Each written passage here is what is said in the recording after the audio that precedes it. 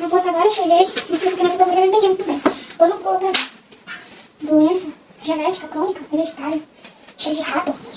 Nossa, retardo mental, 30 dias. Mas o que eu vou fazer agora? Onde eu vou ir?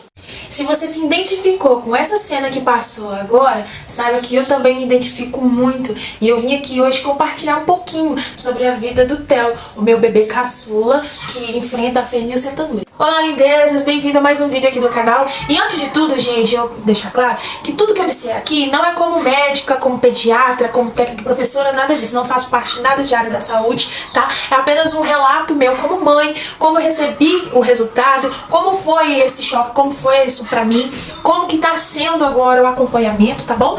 E porque muitas das vezes a gente procura, né, no Google, no YouTube, sobre o caso, porque quando a gente não conhece a determinada coisa, a gente fica ali procurando, querendo acalentar, querendo ali ficar um pouco mais confortável, confortada com a situação, não é mesmo? Então é pra isso que eu tô aqui, pra dizer, para ajudar de alguma forma, esclarecer alguma coisa de alguma forma que talvez não foi muito bem esclarecida, que talvez você tenha dúvida e que esses vídeos talvez sirvam para você. Theo nasceu, até então não foi detectado o tempo que ele estava no hospital, não foi detectado nenhuma doença, não foi detectado ali no momento nada de diferente. Foi uma terça-feira, passou quarta, passou quinta, e a gente foi pra casa. A SES foi entregar alguns exames, me cobrou o teste do pezinho.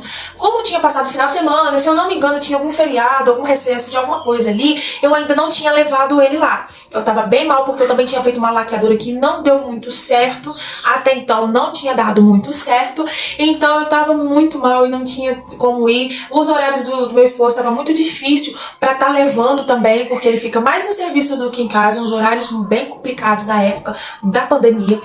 Mas aí eu fui naquele intuito assim, que ia dar certo, como todas as outras gravidezes não deu nada, eu também achava que ali também não daria.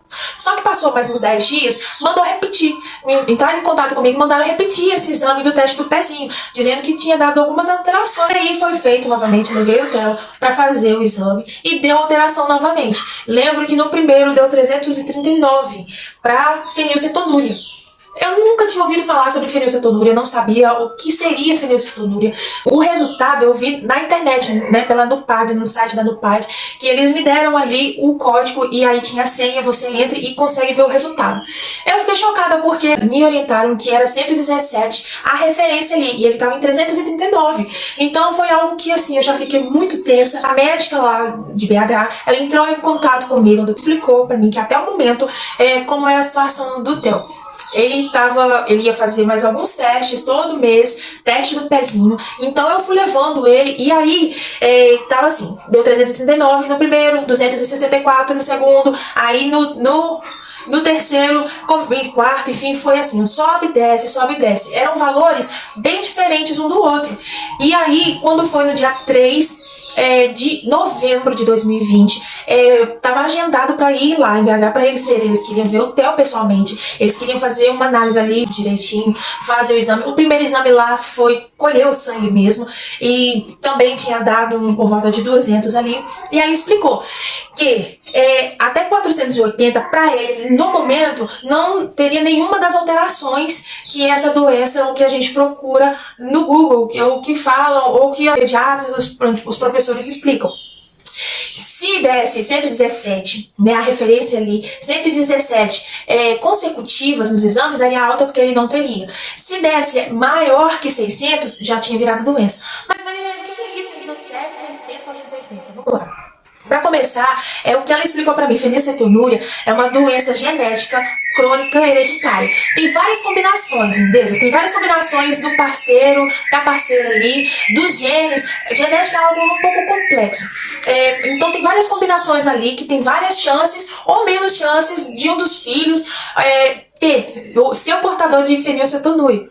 Os enzimas do fígado, né, que tem alguns dos enzimas que se chama fenilalanina hidroxilase, elas são responsáveis por metabolizar, ou seja, quebrar, sabe? Quebrar a proteína e tirar ali os aminoácidos. O aminoácido que chama fenilalanina. Aí uma vez que ela é metabolizada, que ela é quebrada, ela se transforma em tirosina, responsável pela tireoide, pelos hormônios. Tudo envolve ali no sistema nervoso central. Quem não tem esses enzimas, né, ou tem poucos enzimas, quando não tem, essa fenilalanina, ela se acumula no sangue. Ela não se transforma transforma em tirosina, então causa muitas sequelas. Tem sequelas, ela fica ali no sangue, se acumula no sangue, ela sobe pro cérebro, ela rompe as membranas do cérebro e aí tem várias sequelas. Essas sequelas seriam a deficiência intelectual, né? Ela teria a perda da coloração dos cabelos, da cor dos olhos, da pele, né? Ela me disse também que teria um cheirinho assim, no suor, no xixi, toda vez que suasse, fizesse xixi, que lembrasse mofo, um cheiro aí de rato, sabe? Então, quando eu li isso no Google, eu fiquei aterrorizada, eu fiquei horrorizada, eu chorei picas, eu fiquei desesperada, porque só me via naquela frase assim, em 30 dias, então era muito rápido. Só que aí ela me sossegou o coração, ela falou assim, olha, isso é quando tem um índice muito alto, tem que ser muita coisa para a criança ter esses tipos de sequela. E o seu filho, como ele tá conseguindo quebrar. Ele tem esse enzima, a gente suspeita isso, mas não tá quebrando de forma suficiente, ou não tem os enzimas suficientes. Então, assim, até os 6 anos a gente vai monitorar o seu bebê e a gente vai ver que até lá ele vai estar o fígado já crescidinho, o suficiente desenvolvido, e a gente vai ver quais são as condições do TEL. E aí foi diagnosticado como hiperfenilanemia. É o nome, vou deixar aqui que talvez até eu embolei aqui porque é grande o nome, e seria não fenilcetonúria, que não tem uma enzima, que não quebra, mas o excesso da proteína já quebrada. Ela não é quebrada o suficiente e fica ali o excesso.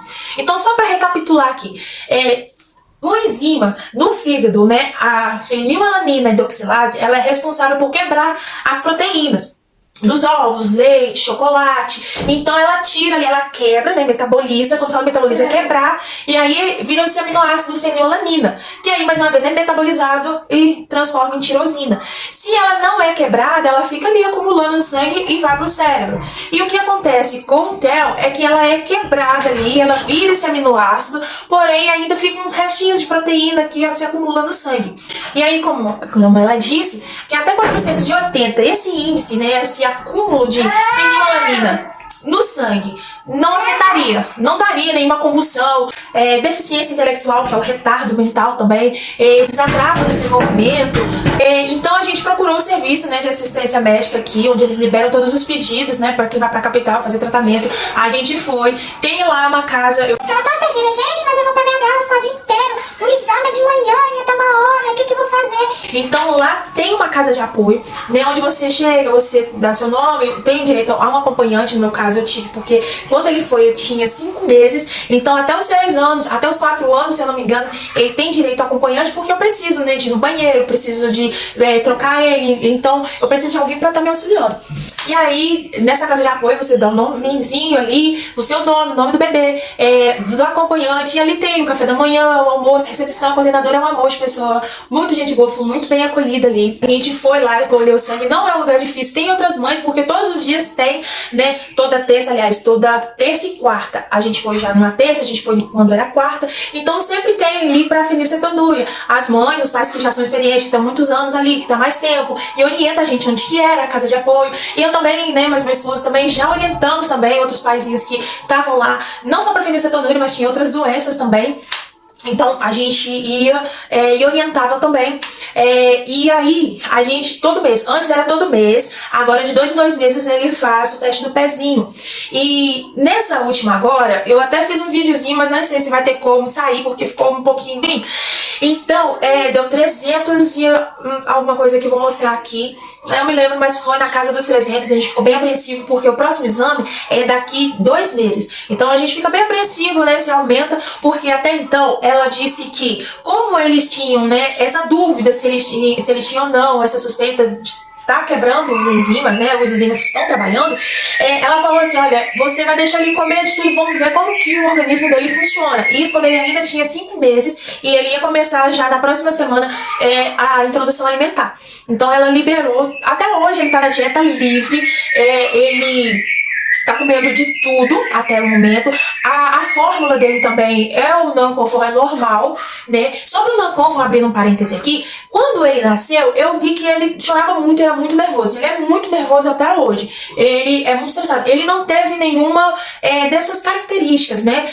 Graças a Deus, até hoje ele não apresentou nenhuma. Ele é muito nervoso, ele transpira muito, tanto que tá em andamento alguns exames pra ver se tem alguma similaridade aí, se tem alguma coisa a ver uma com a outra. E aí devido às muitas dores que ele sentia, porque o choro era de dor. Gente, quando eu falo 24 horas, realmente era 24 horas chorando mesmo, ele não dormia. Ele, de dia, de noite, não dormia, era um choro assim, incontrolável e gritava. Aí eu levei as peças pro médico, e aí disse que era APLV.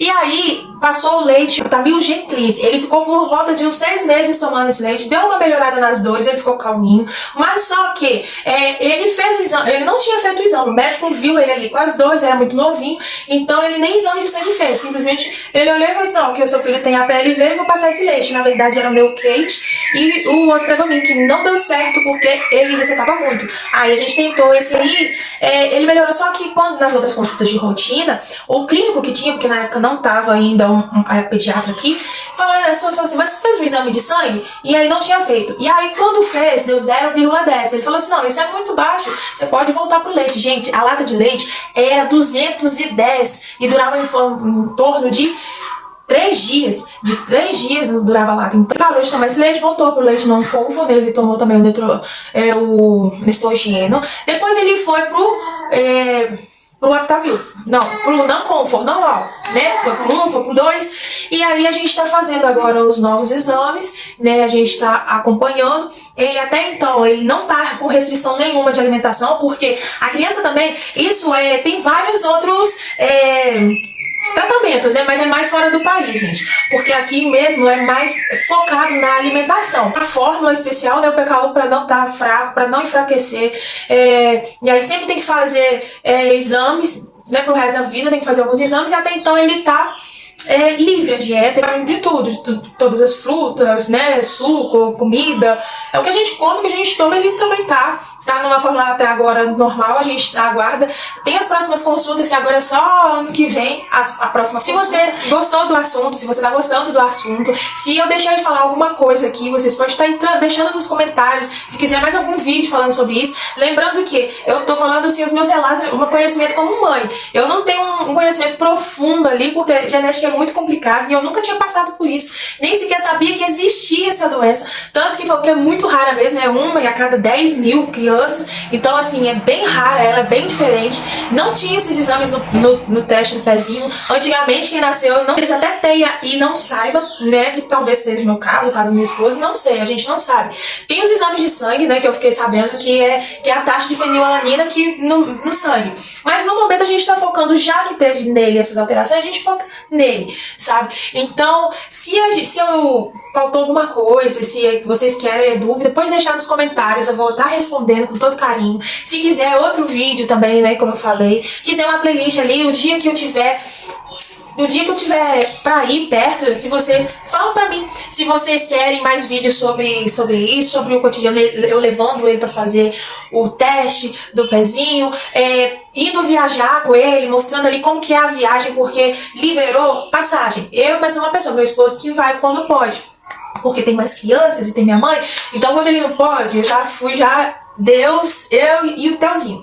Então, mostrar ali durante a viagem, a trajetória, como que é, na casa de apoio, quando a gente vai no hospital. Se você quiser ver também, ano que vem que vai ser a próxima consulta, porque ela tem um espaço maior agora, para ver justamente como que o organismo dele funciona, como que vai estar, se precisa de uma restrição alimentar, se ele vai precisar de PKU, se ele tá indo bem assim, se ele tá tendo alguma, sei lá, alguma outra coisa, alguma síndrome, alguma coisa. Ao meu ver, eu acho que não.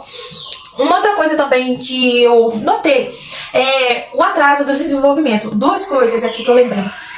Quando eu estava grávida, nessa pandemia, eu tive, né, essa doença na pandemia. Não sabia, porque o teste, aquele teste rápido que estava tendo, o meu deu negativo.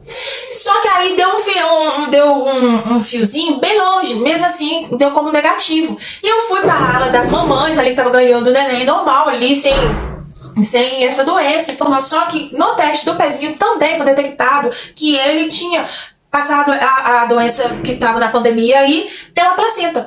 E aí eu fui, eles lá também, na faculdade lá de Belo Horizonte também, a coordenadora entrou em contato comigo para entrar uma dos estudantes, né, porque os estudantes estão fazendo essa pesquisa sobre os bebês, né, que foram infectados pela placenta Então ele também até os 6 anos, até os 2 anos de idade, está fazendo esse monitoramento. E aí eles me orientaram de estar indo no fono, EFO e tudo direitinho, fizeram os testes. E o resultado foi que ele precisaria de uma terapia ocupacional, ele precisaria de psicólogo e pediatra para ver o desenvolvimento. Pelo pediatra eu já passei e ela falou que ao ver dela não tem nada sério, nada grave. Que cada organismo, por mais que tenha essas intercorrências, teve essas intervenções, cada corpo, cada criança reage de um jeito. Tem criança que com 10 meses já tá andando, outro com 1 ano e 6 meses, ele com 1 ano e 3 meses agora, ele agora que começou a andar. A gente estimulava muito ele na medida que a gente podia, porque tem mais crianças, é um corre-corre que abençoado aqui em casa, mas a gente sempre quando podia, né, estimulava ele, e ele assim, vamos dizer, do nada começou a andar. Então assim, cada um reage do seu jeitinho, na sua hora.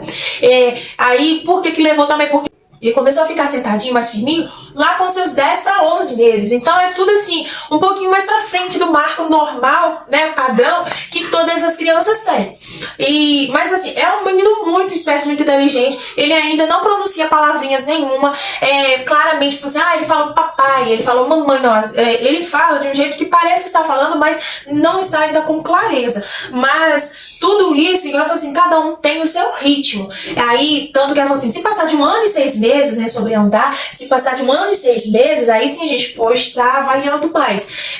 Eu tô aguardando, né, pela rede, é um pouco demorado, questão de fisioterapia, questão das terapias ocupacionais, né, o Disney às vezes corre da gente, não é verdade, gente, porque assim, a gente tem mais filhos, né, a casa pra manter, então a gente dá umas contornadas aí, corta os dobrados, a gente ainda tá tentando aí no melhor lugar, melhor forma, pra gente tá fazendo, se não sair por agora, pagando mesmo particular, porque precisa, né? Mas até então não tá naquele agravo urgente, assim, que ele começou, graças a Deus, a andar. Ele é muito nervoso, ele transpira muito, tanto que durante a noite eu tenho que trocar aí umas 2 ou 3 vezes o lençol dele, porque ele transpira. Nesse inverno que teve, foi pouquíssimas vezes, eu até doei as roupinhas dele de frio, porque era de capuz, muito justinha. Ele não usava, ele suava o bico do cabelinho dele liso, e acaba até meio que ressecando, assim, de tanto que transpira. Então não fazia sentido colocar roupa grossa nele, sabe? Foi só algumas vezes mesmo, quando tava aquele frio mais bruto mesmo da estação, que eu coloquei as roupinhas. Se você gostou do vídeo, deixa seu joinha, né, seu curtir, compartilha se tem alguma mamãe, se tem algum parente, um amigo que tá passando por isso. Tenha gostado, um beijo no coração e até o próximo vídeo.